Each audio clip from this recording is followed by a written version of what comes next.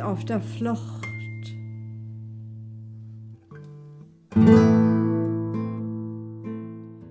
Okay, so this is really more an appendix, I would say, a conversation that's a follow-up from the talk I gave in December.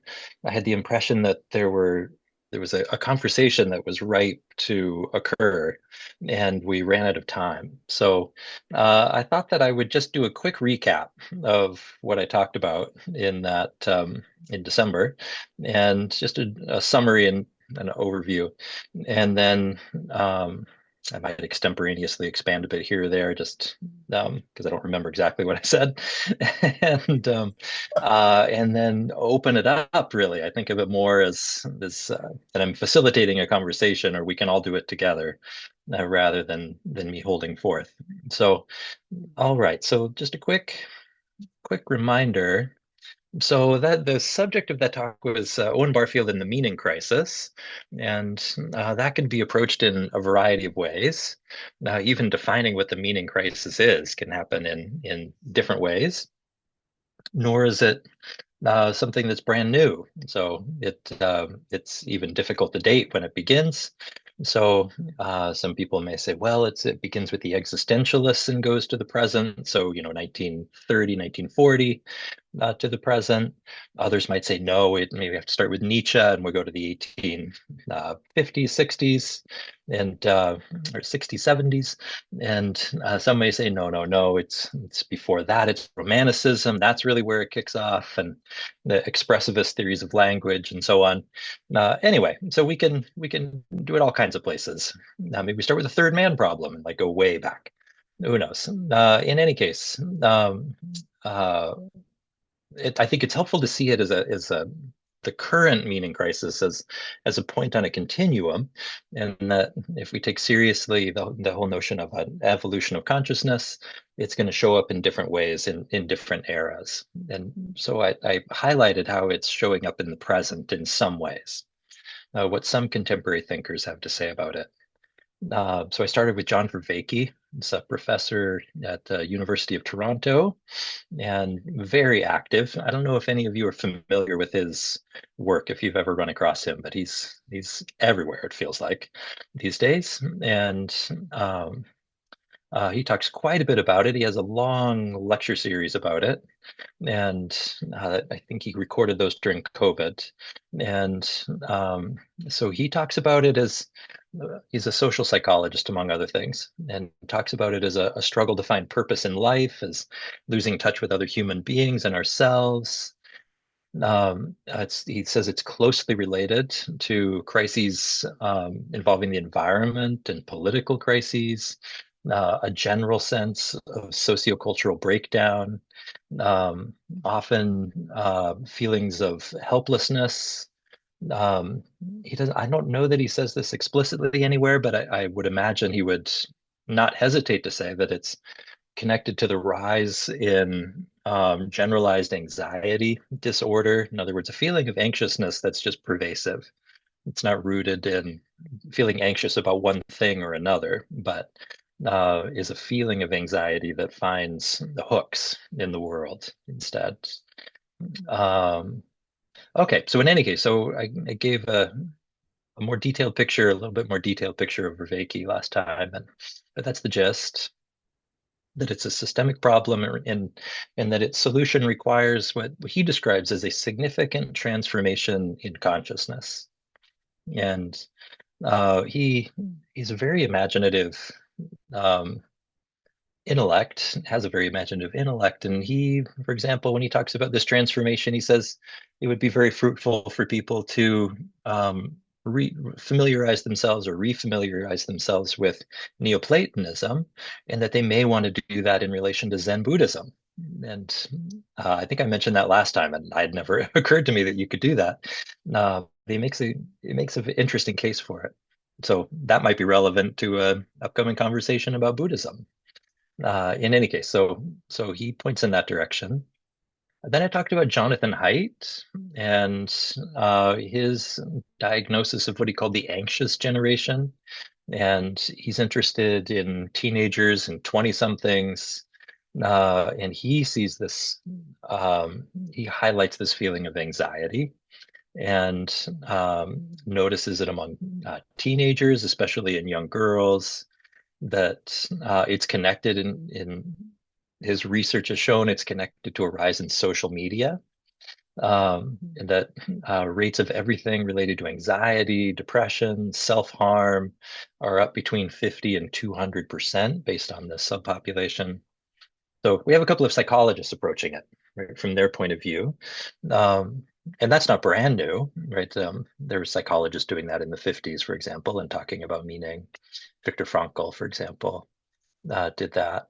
Um, but yeah, we could get into that maybe if we wanted to, what the differences between this contemporary iteration of psychology and mid 20th century.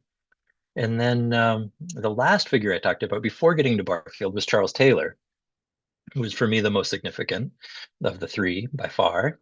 And Taylor has a vast picture, I would say, that he puts this meaning crisis in. So he talks about some of you may be familiar with this. His discussion of the meaning crisis is related to his diagnosis of the secular age and unfolding how and why that came about, and what characterizes it. He connects that to freedom and kind of the double-edged nature of freedom that for contemporary people in their relation to religion, in relation to the whole question of the spiritual, we cannot help but think of ourselves as having a choice in relation to it. We can choose to take it up or not. We can choose to follow the most popular path in our family or in our community or not, right? So uh, that's typical of the modern age and was very atypical, say, of the Middle Ages, much less Homeric Greece or ancient Sumeria or wherever you would want to go to, where that would never even occur to people that they had that kind of latitude. And he talks about that in terms of the enchanted world, if you remember. And he describes that in a way that's very similar, not as deep, I don't think, but very similar to the way that Barfield talks about original participation. And or even Barfield's descriptions in um, Saving the Appearances, in History in English Words, his I think really beautiful, nuanced descriptions of the medieval sensibility in those books, and gives a good sense of why they didn't just accept, but took as axiomatic that things like astrology made sense, that they had explanatory power. Like, how could that be? And he talks about that quite well, I think, in those books, in a way that harmonizes well with what Taylor has to say about the enchanted world. I think it's fair to say that Taylor would supplement what Barfield has to say about the fall out of that enchanted world and the entering into what Steiner and Barfield would call the consciousness soul era, and what Taylor calls the secular age. Um, um, Taylor's research is meticulous and enormous, and I think Barfield would have taken great interest in, would have learned a lot from what Taylor brings. Okay, so I set it up that way, and I also described that Barfield would have been not so impressed by what Taylor has to say about the prospects of reenchantment and how you would go about it. So Taylor is he wants to dampen our enthusiasm about how possible that is and how powerful our tools are for re-achieving enchantment.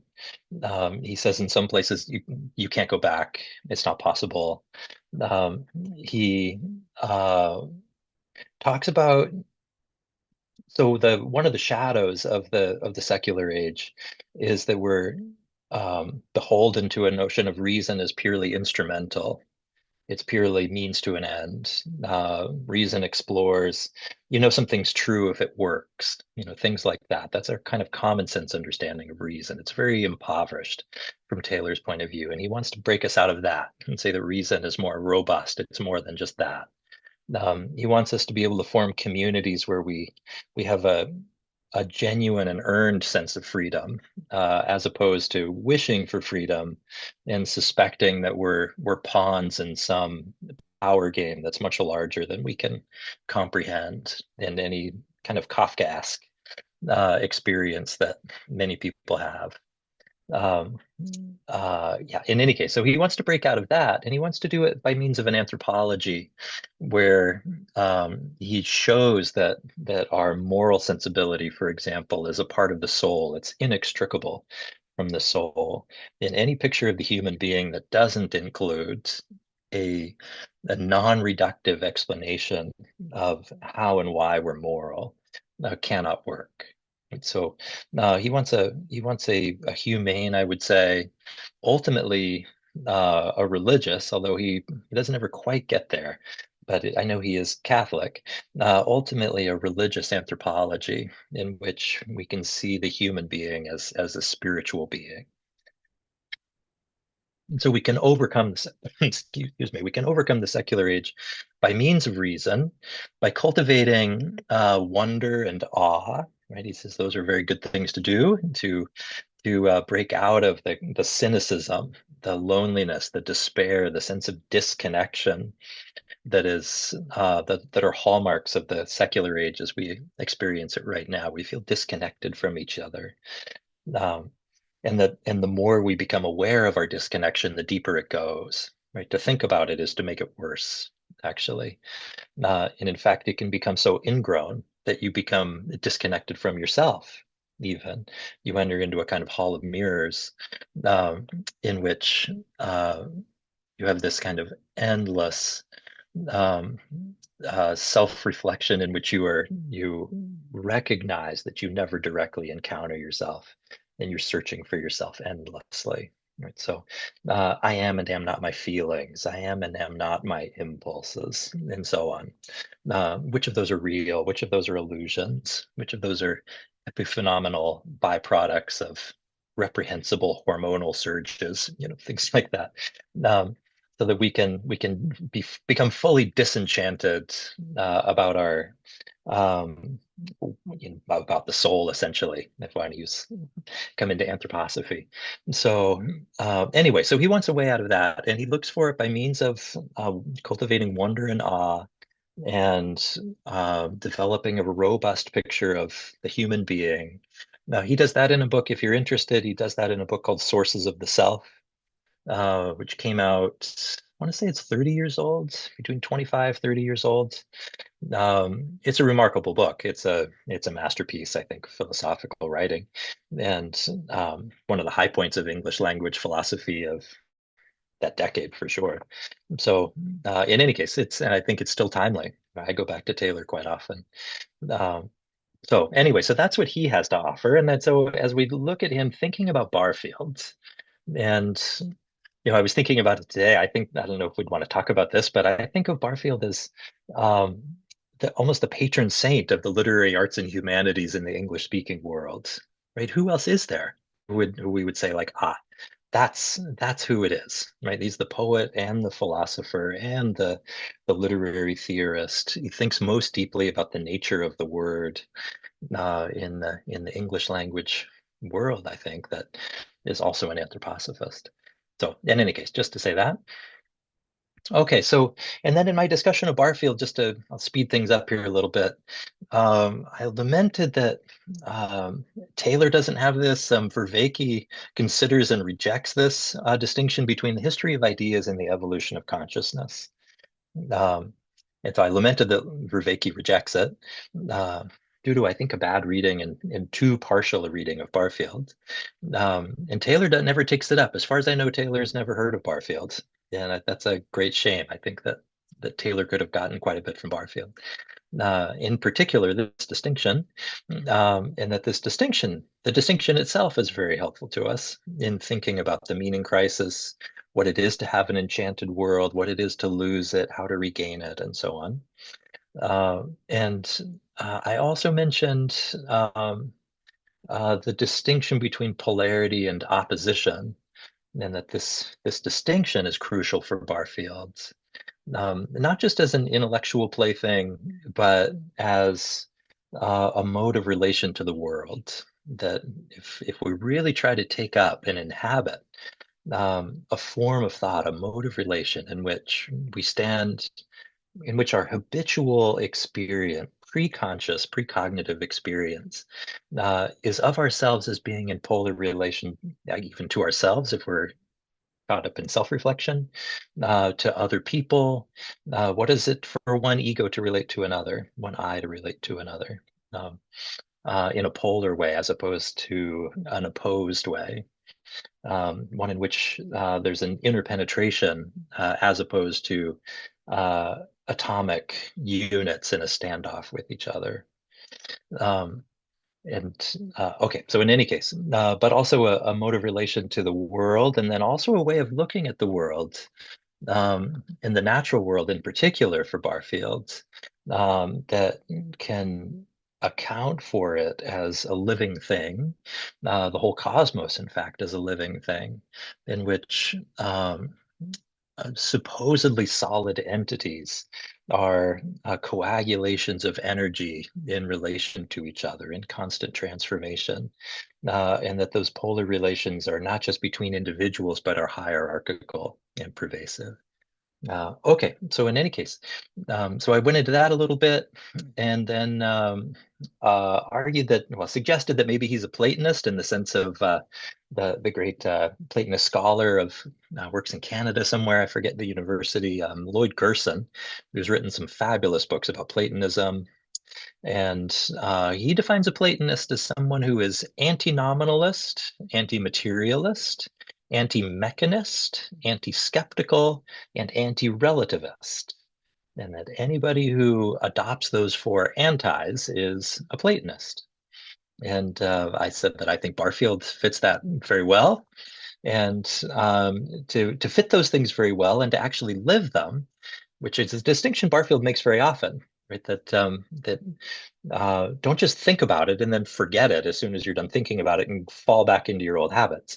But allow yourself to be transformed by what you're thinking about, what you're convinced about in the moment. And the more you do that, the more fully woven you become into the cosmos. If you actually become, in your habitual thinking, anti-nominalist, anti-materialist, anti-mechanist, anti-skeptical, and anti-relativist, to actually do those things, let's say for half an hour in a row, would be to be woven into the cosmos in a different way, a more integrated way for that half an hour. Okay, and then yeah, so let me see. Anything else I want to say about this? That the remedy then partly involves, if we're able to do this, the way Barfield talks about it, it involves overcoming what he calls the dead center of literalism. Here we're back to the word again, right? The nature of the word. Is it possible to talk about any word as having a literal meaning? Barfield has a masterful essay on called "The Meaning of Literal," and in which, by the time you get to the end of the essay, he's completely dismantled the definition of literal, and it's become the literal is the symbolic. It's a little bit like the late great Northrop Frye. Does another kind of jujitsu move where he ends up defining the literal as the literary, and he kind of earns his path there to that transformed definition. And then another piece is that he says that consciousness is not a tiny bit of the world stuck onto the rest of it. It is the inside of the whole world. Now we can say that, and I think we can have a feeling of wonder and awe in relation to it. What Barfield wants us to do, he mentions this quite often. He wants us to, not this phrase, I only know of him using this phrase in one place. He wants us to turn inside out, right? So I think those are the same thing. To turn inside out is to have the experience that consciousness, my own personal consciousness, is not a tiny bit of the world stuck onto the rest of it, but is the inside of the whole world. And that turning inside out is another way of describing, in part, describing re-enchantment, I would suggest. Okay, so I think I'll just leave it there. And but that's just a recap, a quick kind of aerial view of what we talked about last time. And I thought, I don't know if people have things they want to say. I'm happy to take this wherever we want to go. I can I can say things about Barfield if you're interested. We can have just a free-flowing conversation. I don't have any expectations. Jeff, I haven't read your any of your books yet, but I have been reading Barfield, and I came to an interesting paragraph, the final paragraph of his one of his essays in The Riddle of the Sphinx, and I'd like to read just a little bit of it to you and have you maybe ask a question after I've done. He says many anthroposophists attach little or no importance to the academic milieu. They feel it is too far gone in arid intellectualism. They hold, and I think I agree with them, that if anything like a breakthrough occurs in the acceptance of spiritual science, and surely there must be such a breakthrough before long, if our civilization is to survive, it will not be the academic world where it first appears. I think I agree with them, but I think it must be important that the message and the legacy Rudolf Steiner should have its representatives in book or in person in the academic world as well as elsewhere. There is, moreover, no doubt that this was Dr. Steiner's own strong desire. For these and other reasons, then, maybe the subject, that is, Owen Barfield himself, has not altogether wasted his energies and his time. The time may even come, and is probably not far distant, when Aristotle will feel justified in describing him as happy. Of course, Aristotle said the only happy man is a dead man. So I'm wondering if you place yourself among those who are trying to continue this work that Owen Barfield uh, worked so well at, in terms of trying to bring anthroposophy into the awareness of the academics. And it struck me that since we as anthroposophists know that there is a real populated spiritual world in which great and lesser beings live and work, when I look at the men you talk about, and Charles Taylor, I've been reading his Cosmic Connections, which is a very interesting book.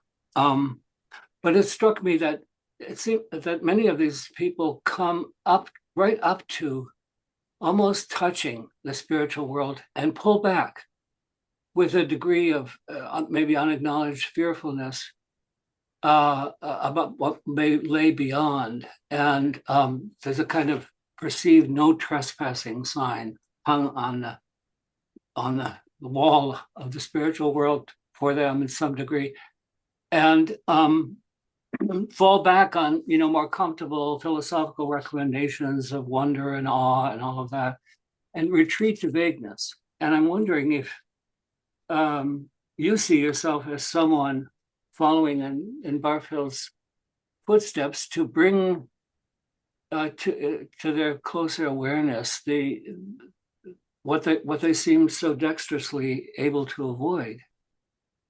That's a long question, but Gosh, well, thank you.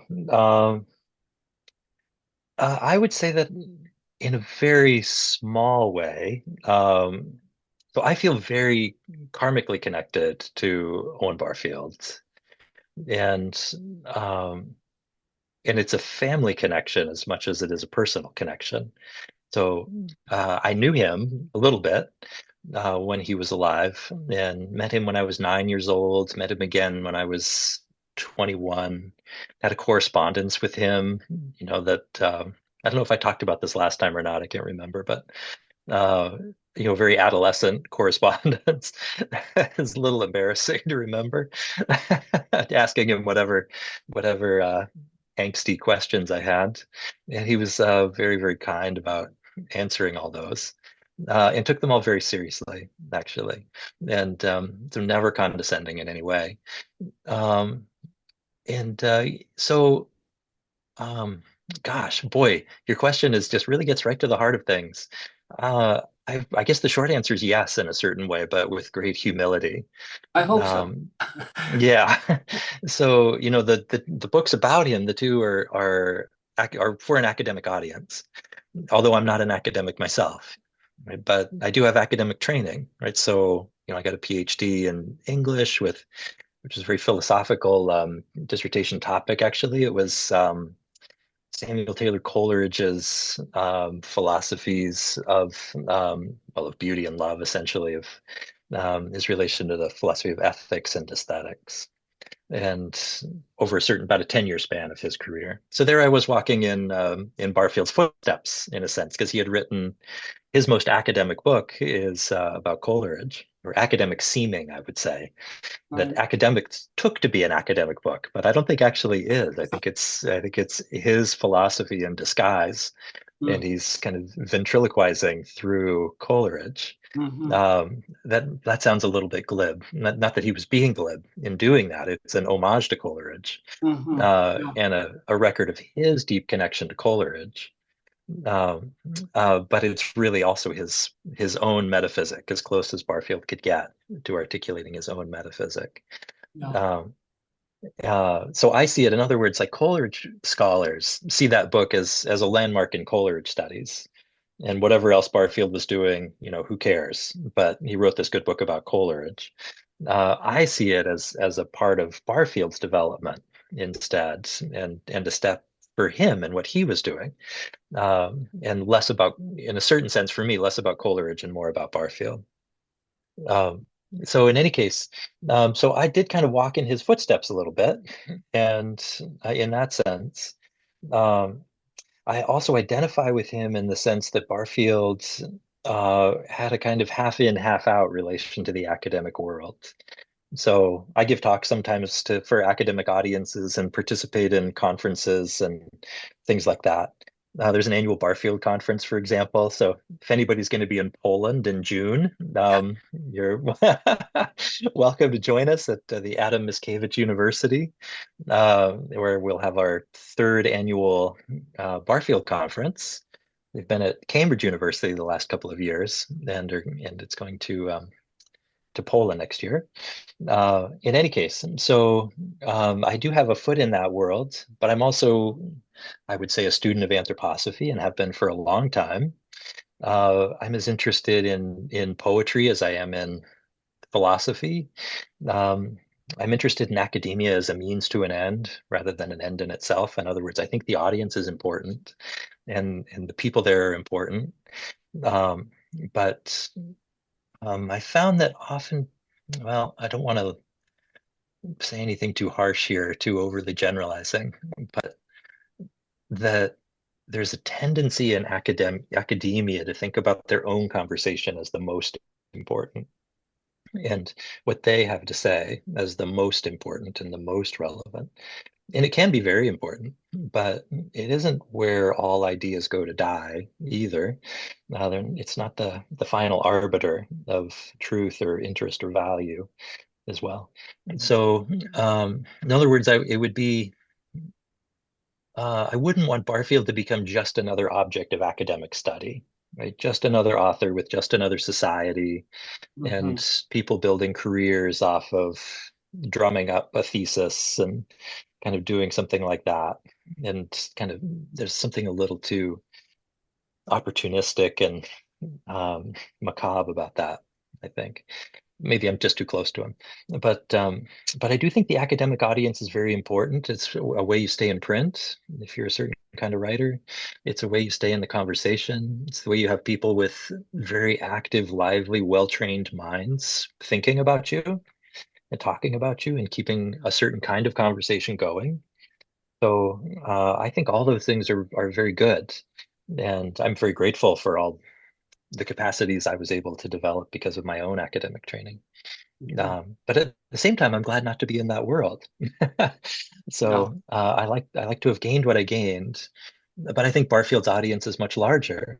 Like um, and I don't know how many of you know this, but he applied to be for a lectureship. I'm not sure what the right British term would be, lectureship or professorship at Oxford University.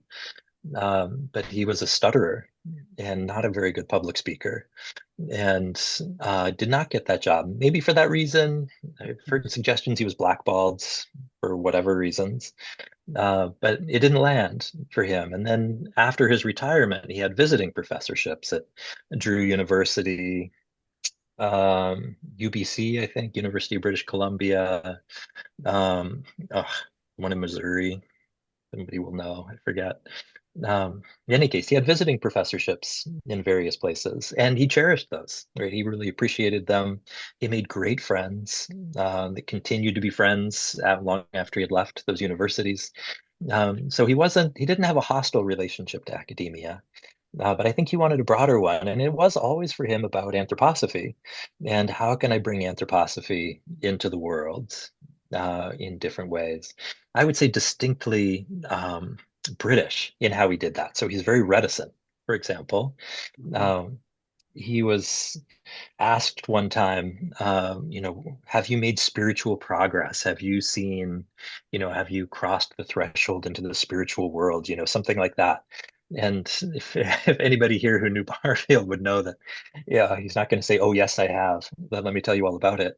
Um, what he said about that was that um, he had made some progress in investigating the etheric worlds. Right. Which I've always found a very interesting answer because Barfield was a great dancer, and movement was where it was at for him. And I've always thought that if you read him as a kind of dancer of thought, you'll be reading him in the right spirit. Mm-hmm. So yeah. So in any case, I follow in his footsteps a little bit. I like to write poetry of my own. I'm like writing fiction, and I'm very interested in polarity as an inner principle for myself, and trying to work on that. The project of turning inside out as a personal project for me. So in those senses, very much so. So I'm a very, very distant echo of Barfield, just as he saw himself as a very, very distant echo of Steiner. Um, and so for me personally, I have a sense of lineage that is important and grounding for me in thinking about it that way. Great. Thank you. Yeah. Carry on, please. Thank you. And I've written a book, I should say. I finished a draft of it. It's a very rough draft of a book for a general audience slash anthroposophical audience as well. So I've been busy lately, but I'll be getting back to cleaning that up and seeing if it. What is that called? That is, what is my original title for it? Owen Barfield is philosopher, poet, and anthroposophist. Hmm. Hmm. It's a short book. Look for it. Yeah, Fred. Peter, I hope I didn't misunderstand you, and I hope I'm not misrepresenting you, but as I understood it, the someone had noted that if there were to be a spiritual breakthrough soon, it would not come through academia. And Barfield agreed with that. Yes, Did that person or Barfield have any suggestion as to where it would come? That was my wondering too. And so we don't need to look in academia, but at least he thinks it's not going to come there through that. But it seemed to me that in academia are those people who are asking the kinds of questions that could lead to an awareness, ultimately. Well, so somewhat, I've been talked about these academics a bit. I think CIIS, for example, is a place where that's a conversation and where that's alive. I've been struck by how, I think Barfield will be horrified, to be honest, at this contemporary state of the universities and the kinds of conversations that happen there. A graveyard for thinking in many ways, I think, and yeah, it would be very hard. Within philosophy departments, there's still lively work going on within English departments, comp lit departments. It's like, oof, you have to look far and wide for those lonely souls who are doing the kinds of things that I think he would have resonated with. Yeah. Jeffrey, this is George right now. Oh, I don't. yes. Where are you from, Jeff? I live in Seattle. I've lived here for Yeah. 30 years or so. Oh, Yeah. yeah. I just, I've been looking for poets that were influenced by anthroposophy because I kind of reviewing their poems in a book club we're doing, and through these odd connections, England, and then I ended up finding these guys in Australia. This Luke Fisher and Zigorus, and I guess Zigorus is in Poland now. But They're anyway, friends of mine, actually. This Luke Fisher says, this email from Australia, you should read this guy, you know, this guy, Jeffrey Hipolito. He's just written this great book on Barfield. These guys are really amazing poets. I just picked up, the two books I picked up were this Venetian Mirrors was Zigorus, and Luke Fisher's is A Gamble for My Daughter. And oh my gosh, they're wonderful books. Yeah, and I actually know both of them. They're fantastic. Yeah, great, really good poets. And they balance philosophy and poetry. So if you start to look at Luke's whole output, for example, you'll see that he's a tremendous Rilke scholar. He's very well versed in phenomenology, German idealism. His wife is a woman named Dahlia Nasser, who is one of the most exciting people working in German Romanticism, German idealism today. Her book, The Romantic Absolute, is fantastic. Um, yeah, so he's wonderful, and Jacob also is. He wrote a dissertation on Aristotle, trying to show that Aristotle's metaphysics is consistent with Goethean science. So that's that's where these guys go. Yeah. So for me, it's like I feel very, very, very honored and blessed to know them a little bit, and absolutely encourage you to take them up. Venetian Mirrors, such an extraordinary, interesting book. And Gamble for My Daughter also is like just wonderful lyric poems in there, and kind of Wordsworthian. Luke is a real scholar of Hölderlin as well, and I think that Hölderlin has a close connection to Greece, and Luke does as well. Some of those poems are written in Greece, and so he's got Hölderlin in mind. So yeah, George, Luke. could you put their names in the chat, George? Thank you. Yeah, they're fabulous. In fact, I would love, George, if you wouldn't mind, like, as you develop your list of anthroposophical poets, like, I would love to get a hold of that, because that's a question for me as well. Where are these people? Bruce has it. I Oh, send them all terrific. to Bruce, and he puts them on the site, I think. Yeah, it's Oh, posted on the great. site, and you can find a link to the current poets that George is working with. I took down the previous one, so I can put them back. Oh, you did. Did you added the most recent one? Then they're on there. It's all updated, and Luke Fisher and Jacob Zagreus are both on that list, and yeah. In fact, we've had one conversation, we kind of lost it. We talked about starting a poetry center in some way.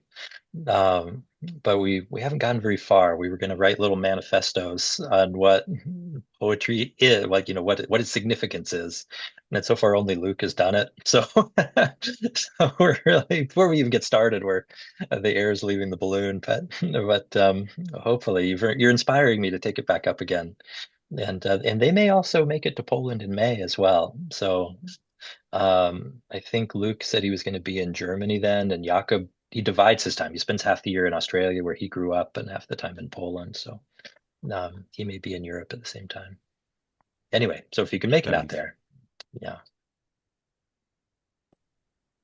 Jeff, I think you were spot on in saying that if Barfield were asked about where this breakthrough might take place, he would never say, I've achieved the breakthrough and this is how you do it.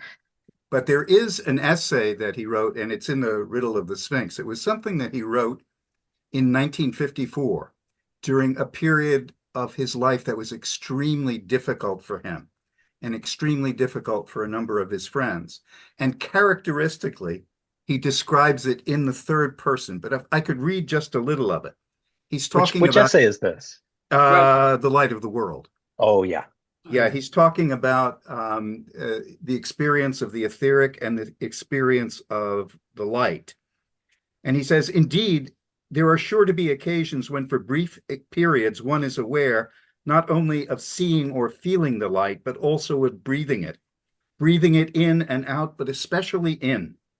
Only a much more intimate kind of breathing, so that one will feel at times that one is in the light, not only as our bodies are in water when they swim, not only as they are in the air when we breathe, but rather as we speak in that significant English idiom of people being in love. If one had to find a single word in which to sum up the more subjective aspect of the experience I'm speaking of, there is only one word that could be used, and that is joy. The sort of joy that we see made manifest in the sunlight dancing on the water, deep draughts of pure joy, which obliterate while they last all anxiety, all sorrow, all considerations of karma, and even all memory of such things. A joy so uplifting, and if I may use the word, so thoroughgoing, that however short a time it lasts, it will leave some enduring effects behind it. Wonderful. That's about as I don't know the word, Totally. as Barfield gets, but I think it's Yeah. clear. I mean, how could he not be speaking from his own experience there? Right. Yeah, absolutely. And yet, how resonant that is with what he has to say about the medieval Yes. experience. Yes. And when he talks about saving the appearances, within saving the appearances, he talks about why he wrote the book.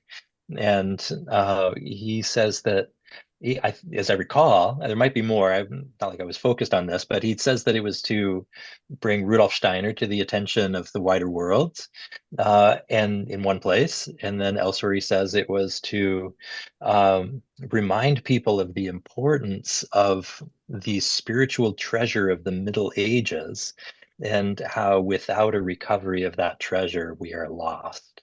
Right. So some words to that effect. That's not a direct quote, but yeah. So yes, indeed. And he has somewhere, maybe you know where this is. I think he even talks about, gosh, I can't remember where this is.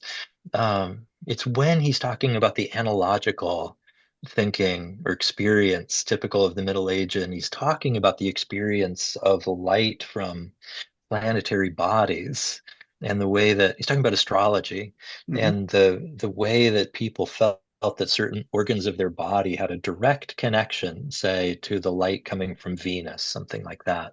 Yeah. And That's it's not a belief. Yeah, it's in saving. I know it's somewhere in there. I can't remember where. Yeah, but in any case, so the passage that you're reading, which is very much, that's an essay addressed to anthroposophists, right? And I'm so glad it's finally in this book. Like, I hope everybody's gotten a copy. Here it is of Riddle of the Sphinx. It has all these uncollected essays. Some of them are quite extraordinary, that have just been languishing. I've been fortunate to have photocopies of most of them, but most people don't. So if you're interested in Barfield, please check out this book, buy this book. In fact, there's another in here I want to strongly recommend called, it's his last essay, and it's one I keep coming back to, his last major essay. He wrote forewords and prefaces and gave interviews and so on, but I don't mean those, but an essay called Meaning, Revelation, and Tradition in Language and Religion. And a wonderful, dense essay, also somewhat autobiographical, but again, he doesn't, well, I think he does spell this one out, actually, that he said that he mentions for the first time that he had a lifelong practice of meditating on the prologue to John's Gospel. And it's like, oh, okay, like there it is. And lifelong for him. He wrote this essay appeared in 1985, I think. He was born in 1898, and so he was in his late 80s at the time he wrote this essay.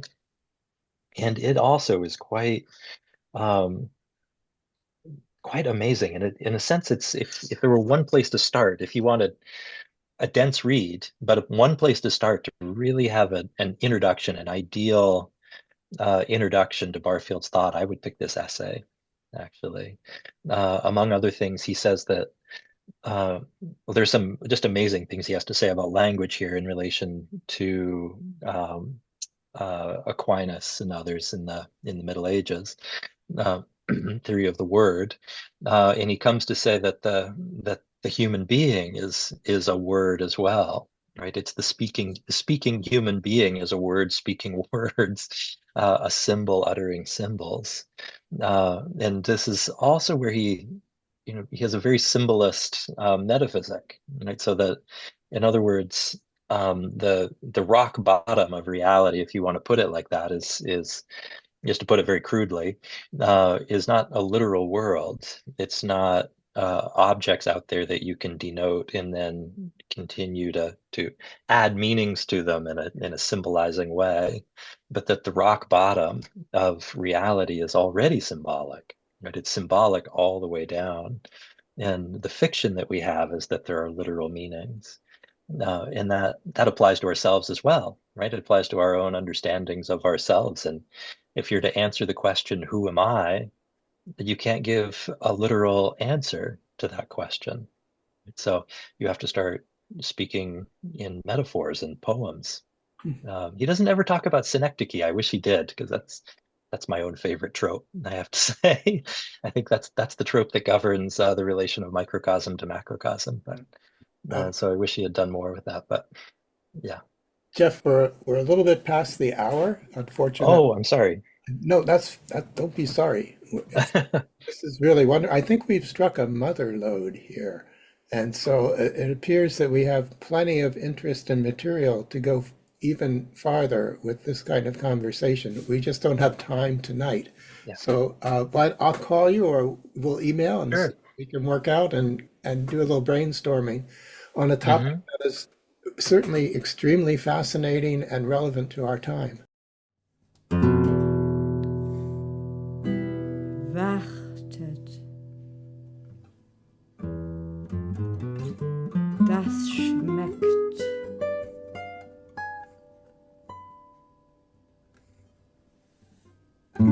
Schon ist's auf der Flucht.